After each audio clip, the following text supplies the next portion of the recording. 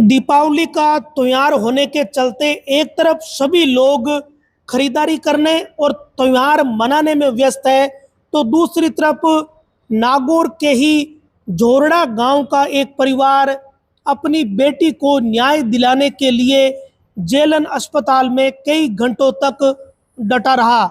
आखिर में जेल के डीएसपी, नागौर के एडिशनल एसपी सहित अधिकारियों ने इस परिवार को आश्वासन दिया कि मामले में ठोस कार्रवाई की जाएगी और निष्पक्ष तरीके से जांच की जाएगी। तब जाकर परिवारजनों ने 24 साल की सविता का पोस्टमार्टम करवाया और इसके बाद शव परिजनों को सौंपा गया। ये घटना शनिवार को मांगलोद गांव में हुई थी, जहां सरपंच प्रतिनिधि महिपाल थालोड़ के बेटे की पत्नी सविता का शव फांसी के फंदे पर लटका हुआ मिला। 24 साल की सविता की शादी नितिन के साथ हुई थी।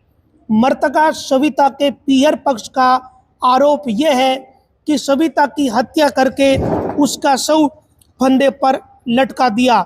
इस प्रकरण को लेकर आज जेलन अस्पताल की मोर्चरी में परिवार के लोग कई घंटों तक डटे रहे।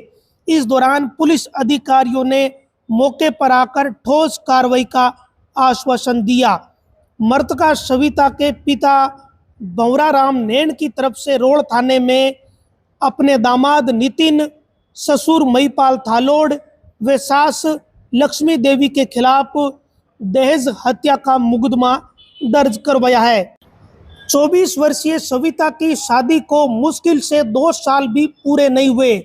मार्च 2024 को शादी हुई थी और बेटी की शादी में पिता ने एक प्लॉट, बेलेनो कार, 20 तोला सोना, 5,01,100 रुपये नगद, 50 तोला चांदी बेटी को उपहार के रूप में या दहेज के रूप में दी थी।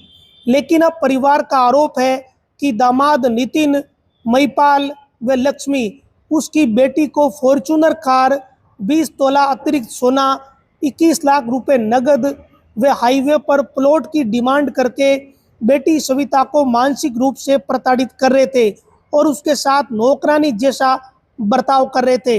अब आरोप यह है कि जब ये परिस्थितियां बनी तो शनिवार को उसका भाई श्रवण बहन को लेने के लिए जब ससुराल पहुंचा, तब उसे पता चला कि उसकी बहन सविता की मौत हो चुकी है।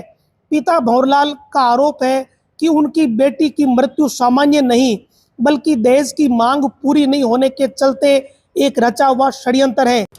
इसी के चलते पिता ने मुकदमा दर्ज करवाया। इस मामले में रोड थाना पुलिस ने एफएसएल टीम की मदद से मौके से साक्ष्य जुटाए।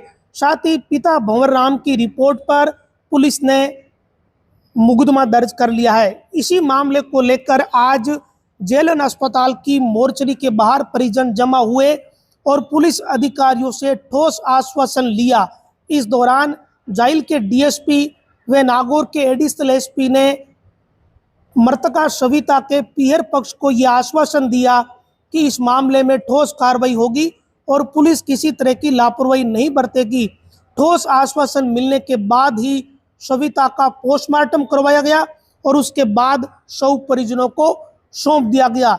एक परिवार के लिए ये बहुत ही दुखद स्थिति है, जब एक तरफ पूरा देश दीपावली मना रहा है, लोग खरीदारी कर रहे हैं, खुशियां मना रहे हैं, तो दूसरी तरफ एक 24 साल की बेटी के पिता और उसके परिवार की दशा हर कोई नहीं समझ सकता कि आज इस परिवार में क्या बीत रही है।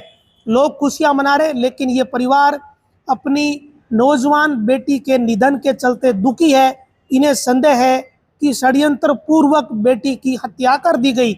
इसी के चलते परिवार ने अपनी मांगे पुलिस अधिकारियों के सामने रखी।